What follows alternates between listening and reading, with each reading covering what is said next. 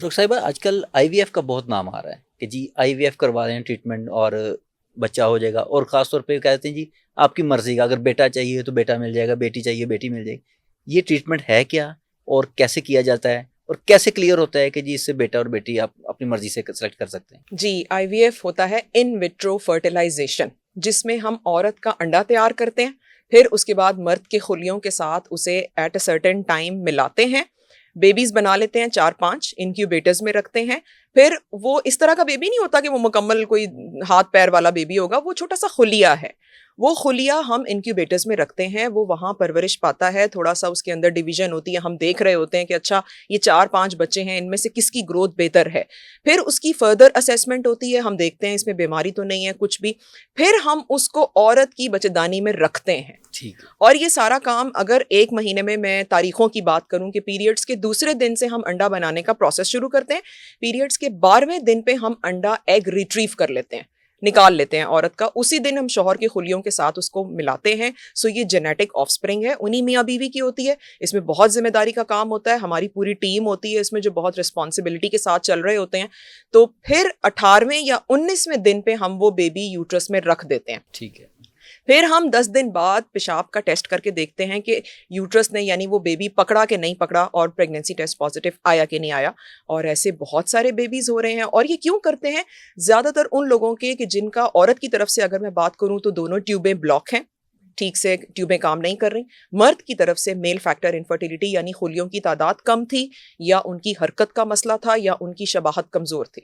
تو اس کی وجہ سے ہم آئی وی ایف یا اکسی بھی اسی طرح کا پروسیس ہے جو ہم اکسی تو ہم ان لوگوں کا بھی کر لیتے ہیں جن کا ایک سپرم ہے یا بالکل 0 ہے، ان میں بھی ہم کر لیتے ہیں. اب رہ گیا بیٹا یا بیٹی، تو اس کا پروسیس کا نام ہے پی جی ڈی.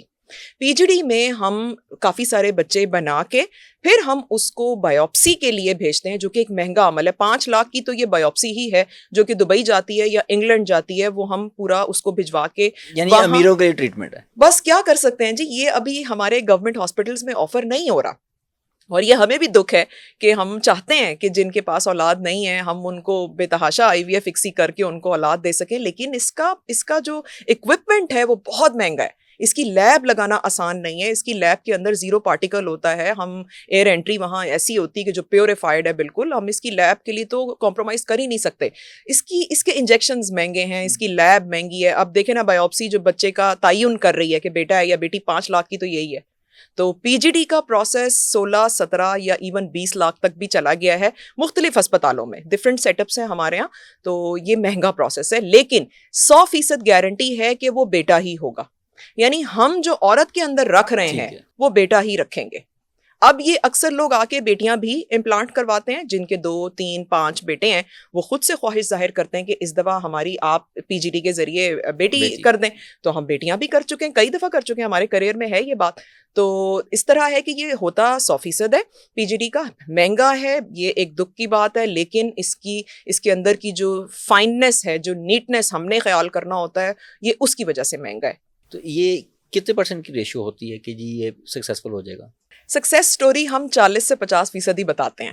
بتانے کی حد تک 40-45% ہے، لیکن یہ اگر ہم اچھی طرح کریں، یعنی ہم پہلے عورت کا جسم تیار کریں، مرد کے خلیے ہم نے اچھے سے پروسیس کیے ہوئے ہیں، اور ہم بڑے احساس اور ذمہ داری سے یہ پروسیس کریں، تو یہ 99% بھی کامیاب ہے. کئی پریگنینسی ٹیسٹ پازیٹیو آتے ہیں ہمارے ساتھ، جو ٹیم اٹیچڈ ہے تو وہ تو آلموسٹ ہر دوسرے پیشنٹ کا پریگنینسی ٹیسٹ پازیٹیو آتا ہے، بلکہ بیبیز ڈیلیور بھی ہوتے ہیں.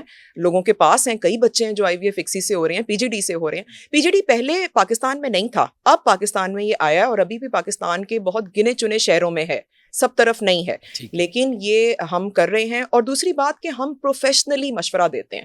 یہ بات میں ہمیشہ بتاتی ہوں کہ دیکھیں، ایک ڈاکٹر نے مذہب کی بنیاد پہ مشورہ نہیں دینا. ہم ایسا نہیں کر سکتے کہ اگر ہندو آیا ہے سامنے تو ہم زہر کا ٹیکہ لگا دیں، یا کوئی کرسچن آیا ہوا ہے ہم اس کو زہر کا ٹیکہ دے دیں. یہ ہمارے پروفیشن کے ایتھکس کے خلاف ہے. ہم انسانیت کے لیے کام کر رہے ہیں، مذہب کے لیے کام نہیں کر رہے. ہم نے مشورہ سب کو دینا ہوتا ہے، چاہے وہ سیروگیسی ہے، چاہے وہ ڈونر ایگز ہیں، ڈونر سپرمز ہیں. اب یہ آپ کے ریلیجن کے اوپر ہے. اگر کوئی مسلم ہے وہ اپنے مفتی سے پوچھ لے، کوئی کرسچن ہے اپنے پوپ سے پوچھ لے، کوئی ہندو ہے اپنے مندر پنڈت سے پوچھ لے. مطلب یہ آپ کا مذہب ہے کہ آپ کو اپنے مذہب میں اجازت ہے یا نہیں. لیکن اکثر لوگ ڈاکٹر کو ہی برا کہنا شروع کر دیتے ہیں، نے کہا یہ ڈاکٹر نہیں کہتا, ڈاکٹر نے نیوٹرل ہو کے بات کرنی ہے. ہم نے اپنی پڑھائی جو طاقت ہمیں اللہ نے دی ہوئی ہے, ہم نے اس کی بیس پہ بات کرنی ہے. آگے وہ انسانیت کو کہاں تک اس کے مذہب الاؤ کرتے ہیں یہ اپنے اپنے ہیں.